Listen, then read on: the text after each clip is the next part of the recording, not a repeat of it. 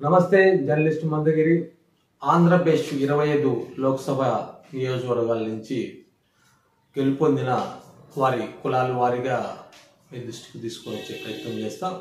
ఆంధ్రప్రదేశ్లో మొత్తం 25 లోక్సభ నియోజకవర్గాల్లో 5 లోక్సభ నియోజకవర్గాల్లో రెడ్డి సామాజిక వర్గం చెందిన వారు గెలుపొందారు. కడప నుంచి వైఎస్ అవినాష్ రెడ్డి, వైఎస్ఆర్ కాంగ్రెస్ పార్టీ. రాజంపేట నుంచి పెద్దిరెడ్డి మిథున్ రెడ్డి, వైఎస్ఆర్సీపీ. నంద్యాల నుంచి బైరెడ్డి శబరి, టీడీపీ. నెల్లూరు నుంచి వేమిరెడ్డి ప్రభాకర్ రెడ్డి, టీడీపీ. ఒంగోలు నుంచి మాగుంట శ్రీనివాస్ రెడ్డి, టీడీపీ. అదేవిధంగా కమ్మ సామాజిక వర్గానికి చెందిన వారు 5 లోక్సభ ఎన్నికయ్యారు. వారిలో విశాఖపట్నం నుంచి శ్రీ భరత్ నారా చంద్రబాబు నాయుడు సమీప బంధువు నందమూరి బాలకృష్ణ అల్లుడు శ్రీ భరత్ ఇక్కడ విశాఖపట్నం నుంచి తెలుగుదేశం పార్టీ తరఫున ఎంపికయ్యారు. రాజమండ్రి నుంచి భారతీయ జనతా పార్టీ రాష్ట్ర శాఖ అధ్యక్షులు నందమూరి బాలకృష్ణ సోదరి దగ్గుపాటి పురంధేశ్వరి రాజమండ్రి నుంచి లోక్సభకి ఎన్నికయ్యారు. అదేవిధంగా విజయవాడ లోక్సభ నియోజకవర్గం నుంచి కేసినేని శివనాథ్ చిన్ని, ఇతను విజయవాడ నుంచి లోక్సభకి ఎన్నికయ్యారు. ఇతను కూడా కమ్మ సామాజిక వర్గం. అదేవిధంగా గుంటూరు లోక్సభ నియోజకవర్గం నుంచి పెమ్మసాని చంద్రశేఖర్ ఇక్కడి నుంచి టీడీపీ అభ్యర్థిగా గెలుపొందిపోయారు. ఇతను కూడా కమ్మ సామాజిక వర్గం.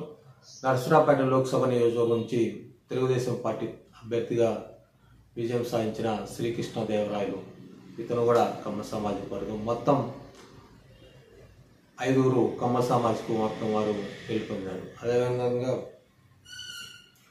ఒకసారి మనం కాపు సామాజిక వర్గం నుంచి ఒకసారి మనం పరిశీలిస్తే కాకినాడ నుంచి ఉదయ్ శ్రీనివాస్ జనసేన పార్టీ తరఫున విజయం సాధించారు.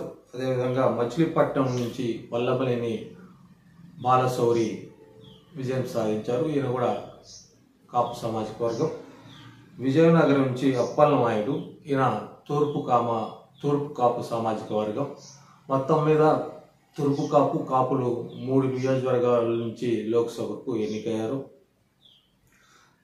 తర్వాత మాల సామాజిక వర్గం నుంచి 3 లోక్సభకు ఎన్నికయ్యారు. వారు వివరాలు ఒకసారి పరిశీలిద్దాం. అమలాపురం నుంచి గండి హరీష్, ఇతను గండి హరీష్ జిఎంసీ బాలయోగి కుమారుడు. ఈయన అమలాపురం నుంచి టీడీపీ అభ్యర్థిగా విజయం సాధించారు. చిత్తూరు నుంచి ప్రసాదరావు, ఇతను టీడీపీ నుంచి విజయం సాధించారు. అదేవిధంగా తిరుపతి నుంచి గురుమూర్తి, ఇతను వైఎస్ఆర్ కాంగ్రెస్ పార్టీ అభ్యర్థిగా విజయం సాధించారు. మొత్తం మాల సామాజిక వర్గం నుంచి 3 విజయం సాధించారు. తర్వాత వెలమ సామాజిక వర్గం నుంచి 2 లోక్సభలో ఆంధ్రప్రదేశ్ నుంచి అడుగుపెట్టారు. శ్రీకాకుళం నుంచి కింజవరపు రామ్మోహన్ నాయుడు తెలుగుదేశం అభ్యర్థిగా విజయం సాధించి అడుగుపెట్టగా, రెండోవారు అనకాపల్లి నుంచి సీఎం రమేష్ భారతీయ జనతా పార్టీ అభ్యర్థిగా విజయం సాధించారు. మొత్తం వెలమ సామాజిక వర్గం వారు 2 లోక్సభలో అడుగుపెట్టారు. తర్వాత కుర్మ సామాజిక వర్గం నుంచి కర్నూలు నుంచి నాగరాజు పంచలింగాల టీడీపీ అభ్యర్థిగా విజయం సాధించారు. అదేవిధంగా హిందూపురం లోక్సభ నియోజకవర్గం నుంచి బీకే పార్థసారథి టీడీపీ అభ్యర్థిగా విజయం సాధించారు. మొత్తం 2 కుర్మ సామాజిక వర్గం నుంచి లోక్సభకు ఎన్నికయ్యారు. తర్వాత యాదవ సామాజిక వర్గం నుంచి ఏలూరు నుంచి పుట్టం మహేష్ యాదవ్ అక్కడ టీడీపీ అభ్యర్థిగా పోటీ చేసి విజయం సాధించారు. యాదవ్ సామాజిక వర్గం నుంచి ఒక్కరే చట్టసభలో అడుగుపెట్టిన పరిస్థితి.